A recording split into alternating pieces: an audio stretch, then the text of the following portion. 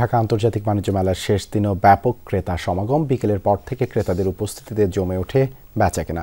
নিত্য ও ইলেকট্রনিক্স পণ্যের স্টলেই ক্রেতার ভিড় বেশি। কালার এক্সপার্ট, জর্জ স্যাপ এবং মাইল্ড অন হ্যান্ডস টেকনোলজি সমৃদ্ধ অরিক্স ক্রিস্টাল ওয়াশ আপনার লন্ড্রি এক্সপার্ট। বিক্রেতারা বলছেন, শেষ দিনে বেচা বিক্রি বাড়লেও লাভের পরিমাণ খুবই কম।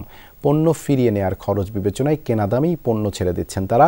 এর আগে বিকেলে 29তম ঢাকা আন্তর্জাতিক বাণিজ্য মেলার সমাপনী অনুষ্ঠানে যোগ দেন বাণিজ্য উপদেষ্টা শেখ বশির উদ্দিন। সেখানে তিনি বলেন, ব্যবসায়ীদের সক্ষমতা বৃদ্ধি, পণ্যের বৈচিত্র্য আনা ও ব্যবসার খরচ কমাতে মনোযোগী হতে হবে। এদিকে বাণিজ্য মেলায় প্রথম পুরস্কার পেয়েছে যমুনা ইলেকট্রনিক্স অ্যান্ড অটোমোবাইল সহ বিভিন্ন ক্যাটাগরির 22টি প্রতিষ্ঠান। দ্বিতীয় পুরস্কার পেয়েছে 16 এবং তৃতীয় পুরস্কার পেয়েছে 13টি প্রতিষ্ঠান।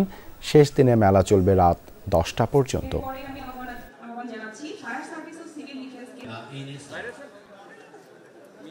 প্রথম দিক দিয়ে ওরকম কাস্টমার পাই নাই, কিন্তু শেষে মোটামুটি ভালো কাস্টমার চাপতেছে, বাট আমাদের সময় নাই।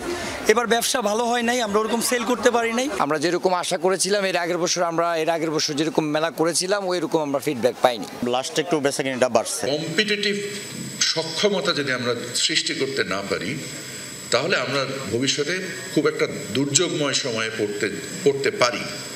সো এই সুযোগে আমি ব্যবসায়ীদেরকে জানাতে চাই যে আপনারা নিজেদের সক্ষমতা বৃদ্ধি করার ক্ষেত্রে, এফিসিয়েন্সি বৃদ্ধি করার ক্ষেত্রে সার্বিকভাবে মনোযোগী হন।